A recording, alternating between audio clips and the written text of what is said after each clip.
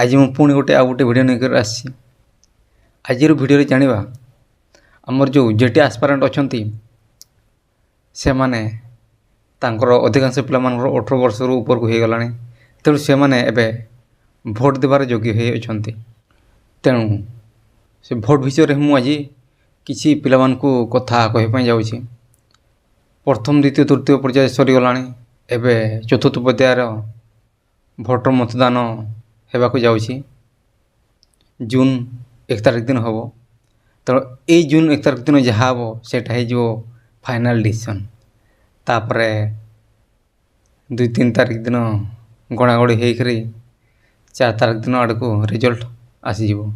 ତେଣୁ ଆମର ଏଇ ଭିଡ଼ିଓ କରିବାର ମୋର ଉଦ୍ଦେଶ୍ୟ ଏଇଆ ଯେ ଆମେ ଯଦି ଭୋଟ ଦେବା ତ କାହାକୁ ଭୋଟ ଦେବା, ତ କାହାକୁ ଭୋଟ ଦେଲେ ଆମେ ସିଟି କରିଥିବା ପିଲା ବା ବିଇଡ଼ି କରିଥିବା ପିଲାମାନେ ଜବ୍ ପାଇବେ ଏବଂ ସେମାନେ ଅଧିକ ମାତ୍ରାରେ ଉପକୃତ ହେବେ। ଆମେ ଯଦି ଦେଖିବା ଯେଉଁ ଶାସକ ଦଳ ଓଡ଼ିଶାରେ ଏବେ ଶାସନ କରୁଛନ୍ତି ସେମାନଙ୍କୁ ଜେଟିର ଭ୍ୟାକେନ୍ସି ଆଣିବା ପାଇଁ ପାଖାପାଖି 7-8 ବର୍ଷ ସେମାନଙ୍କୁ ଲାଗିଗଲାଣି। ଯେଉଁ ଜେଟି ରିକ୍ରୁଟମେଣ୍ଟଟି ଆଣିଲେ ସେଥିରେ ପୁଣି ସ୍କେମାଟିକ୍ ଲଗାଇଦେଲେ। ଆଉ ଏ ସ୍କେମାଟିକ୍ଟି ଉଠିବ ନା ନାହିଁ ସେଇଟା ସବୁ ଜେଟି ଆସ୍ପାରାଣ୍ଟ ତୁମେମାନେ ଜାଣିପାରୁଥିବ। ତେଣୁ ସେ ବିଷୟରେ ମୁଁ ଆଉ ବେଶୀ କିଛି କହୁନାହିଁ। ଯେଉଁ ସରକାର ଓଡ଼ିଶାରେ ଏବେ ଅଛନ୍ତି ତାକୁ ଯାହା କୁହ ଏଇ ପ୍ରାଇମେରୀ ଟିଚର ବା ଜୁନିୟର ଟିଚରମାନଙ୍କର ଦୁଃଖ ସେ କେବେ ବୁଝିପାରୁନାହାନ୍ତି। କେବେ ବୁଝିବେ ସେଇଟା ହେଉଛି ବହୁତ ବଡ଼ କ୍ୱେଶ୍ଚନ୍। ତେଣୁ ସେଥିପାଇଁ ଅଧିକାଂଶ ପିଲା ଭାବୁଛନ୍ତି, ଯେଉଁମାନେ ଡ୍ରାଫ୍ଟ ଲିଷ୍ଟରେ ଆସିଲେ ସେମାନେ ଭାବିଲେ ଆମେ ବିଜେଡ଼ିକୁ ଭୋଟ ଦେଇଦେବା। ଆଉ ଆମକୁ ଯଦି ଯିଏ ପଚାରିବ ତୁମେ କେଉଁ ପାର୍ଟି, ମୁଁ ଗୋଟେ ଜାଗାରେ ଶୁଣିଥିଲି ସେ ଭିସିରେ ଜଣେ ଲେଡ଼ିଜ୍ କହିଥିଲେ ଯେ ଆମକୁ ଯଦି କେହି ପଚାରନ୍ତି ତୁମର କେଉଁ ପାର୍ଟି, ସେମାନେ କହିବେ କ'ଣ ନା ଆମେ ବିଜେଡ଼ି ପାର୍ଟି, ସେମିତି କହୁଥିଲେ। ତେଣୁ ସେମାନଙ୍କୁ ମୁଁ ଏତିକି କହିବି ଯେ ତୁମମାନେ ଡ୍ରାଫ୍ଟ ଲିଷ୍ଟରେ ଆସିଛ ସତ, କିନ୍ତୁ ସେ ତୁମମାନଙ୍କୁ ଜବ୍ କାହିଁକି ଦେଲା ନାହିଁ ସେଇଟା ବି ବହୁତ ବଡ଼ କ୍ୱେଶ୍ଚନ୍। ସେ ଯଦି ପ୍ରକୃତରେ ଠିକ୍ କାମ କରିଛି ତାହେଲେ ତୁମମାନଙ୍କୁ ଜବ୍ ଦେବା ଦରକାର ଥିଲା। ତେଣୁ ତୁମମାନଙ୍କୁ ଏତିକି ରିକ୍ୱେଷ୍ଟ କରିବି, ତୁମମାନେ କେଉଁ ଡ୍ରାଫ୍ଟ ଲିଷ୍ଟରେ ଆସିଛ, ତୁମମାନଙ୍କୁ ସେ ଜଏନିଂ ମଧ୍ୟ ଏପର୍ଯ୍ୟନ୍ତ ଦେଇନାହାନ୍ତି। ତେଣୁ ଏତିକି ମୋର ରିକ୍ୱେଷ୍ଟ ରହିବ, ଯଦି ଯେଉଁ ପିଲାମାନେ ଡ୍ରାଫ୍ଟ ଲିଷ୍ଟରେ ଆସିଛ ସେମାନେ ଭାବୁଛ ଯେ ଆମେ ବିଜେଡ଼ିକୁ ଭୋଟ ଦେଇଦେବା, ହେଲେ ଆମକୁ ସେ ଜଏନିଂ ଦେଇଦେବେ। ସମସ୍ତଙ୍କର ଭାବବା ଚିନ୍ତାଧାରା ଅଲଗା ଅଲଗା ହୋଇଥାଏ।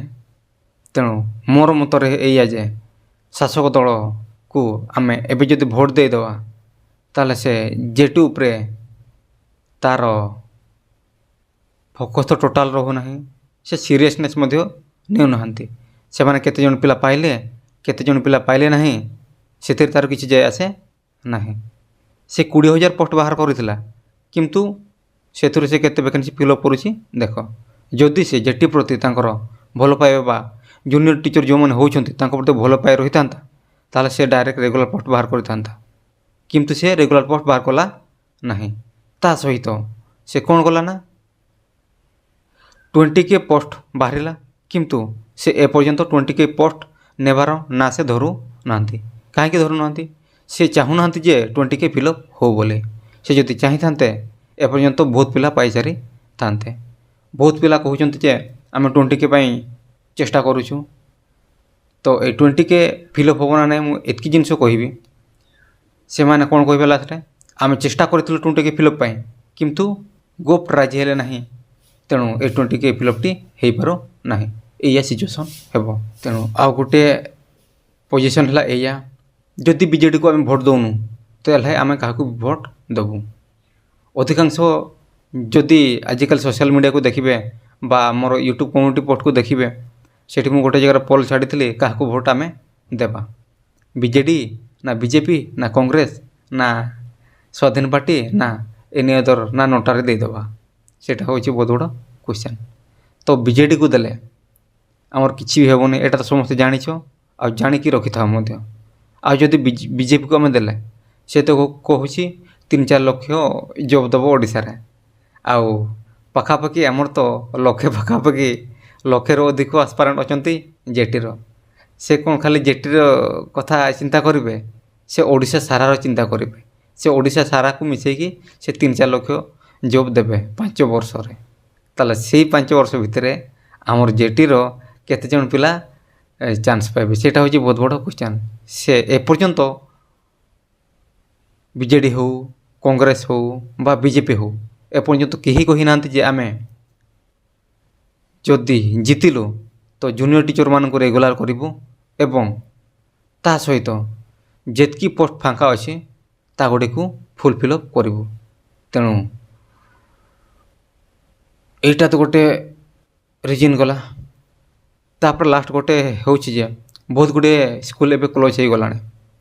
ଆଉ ଜେଟି ଆସ୍ପାରାଣ୍ଟମାନଙ୍କୁ ଏଇଟା ବହୁତ ବଡ଼ ବାଧା ମଧ୍ୟ ସୃଷ୍ଟି କରୁଛି, ଯାହାଫଳରେ କି ସ୍କୁଲ ନାହିଁ ତ ତୁମେମାନେ ଜବ୍ କରିବ କେଉଁଠି, ସେଇଟା ବି ଗୋଟେ ପ୍ରକାର କ୍ୱେଶ୍ଚନ୍।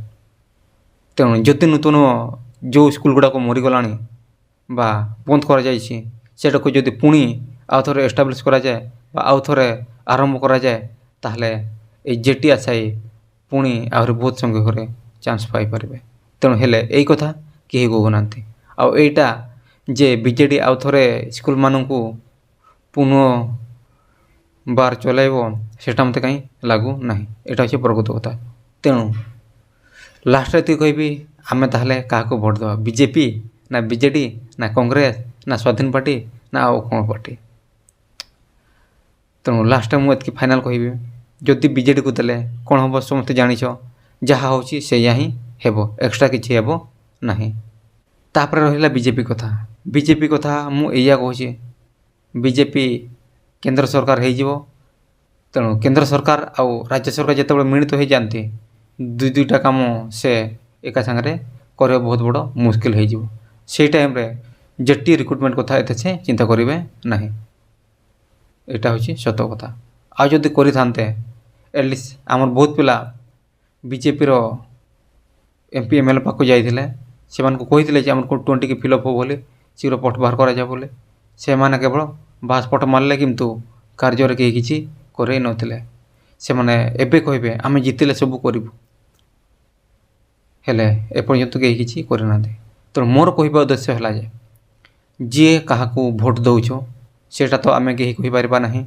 ଯଦି ଟଙ୍କା ନେଇ ଭୋଟ୍ ଦେଉଛ ସେଥିରେ ବି ମୋର କିଛି କହିବା ଦରକାର ନାହିଁ, କିନ୍ତୁ ଯାହାକୁ ଭୋଟ୍ ଦେଉଛ ଟିକିଏ ଭାବିଚିନ୍ତି ଦେବ।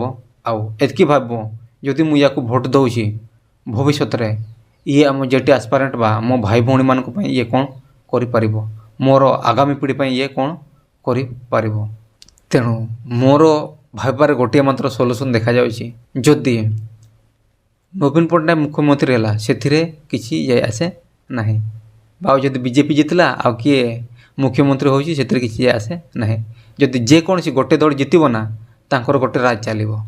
କିନ୍ତୁ ମୋର କହିବା କଥା ଏଇଆ ଯେ ଯଦି ଯେକୌଣସି ପାର୍ଟି ନ ଜିତି ଗୋଟେ ଝୁଲା ସରକାର ହେଇଯାଇଥାନ୍ତା, ତାହେଲେ ଯାଇକି ଯେକୌଣସି ପାର୍ଟି ହେଲେ ଆଟଲିଷ୍ଟ ଡରିବ ଏବଂ କାର୍ଯ୍ୟ କରିବ। ଯଦି ବିଜେଡ଼ି ବି ଝୁଲା ଅବସ୍ଥାରେ ଝୁଲା ସରକାର ଗଠନ କରେ, ତାହେଲେ ଆଟଲିଷ୍ଟ ତାକୁ ଭୟ ରହିବ ଯେ ମୋର କେଉଁଠି ନା କେଉଁଠି ଭୁଲ ରହିଗଲାଣି।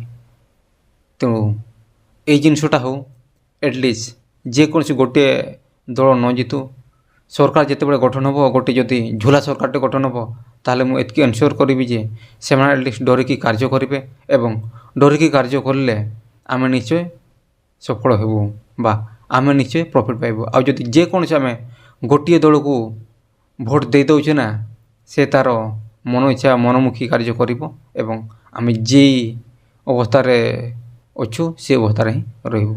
ଲାଷ୍ଟରେ ଏତିକି କହିବି, କେଉଁ ଭାଇମାନେ 1 ତାରିଖ ଦିନ କାହାକୁ କାହାକୁ ଭୋଟ୍ ଦେଉଛୁ ସମସ୍ତ ଟିକେ ତଳେ କମେଣ୍ଟ କରିଦେବ। ଆଉ ମୁଁ 1 ତାରିଖ ଦିନ ମୁଁ ମଧ୍ୟ ଭୋଟ୍ ଦେବା ପାଇଁ ଯିବି ଏବଂ ସେଇ ବ୍ଲଗ୍ ଭିଡ଼ିଓଟେ ମଧ୍ୟ ଆସିବ। ତେଣୁ ଚ୍ୟାନେଲକୁ ସବସ୍କ୍ରାଇବ୍ କରି ବେଲ୍ ଆଇକନ୍କୁ ଟିକେ ଦବାଇକି ରଖିଥିବେ, ସେ ଭିଡ଼ିଓଟି ମଧ୍ୟ ଆସିବ। ଆଉ ସେ ଲୋକମାନଙ୍କୁ ପଚାରେ ମଧ୍ୟ କିଏ କାହାକୁ ଭୋଟ୍ ଦେଲେ ବୋଲି। ଆଉ ଯଦି ଭିଡ଼ିଓ ଭଲ ଲାଗୁଛି ତାହେଲେ ଗୋଟେ ଲାଇକ୍ ଦେଇଦେବେ। ଆଉ ଯଦି ଚ୍ୟାନେଲ୍ ସହିତ ତ ଯୋଡ଼ି ହେବା ପାଇଁ ଚାହୁଁଛନ୍ତି ତାହେଲେ ଚ୍ୟାନେଲକୁ ସମସ୍ତେ ବା ସବସ୍କ୍ରାଇବ୍ କରିଦେବେ।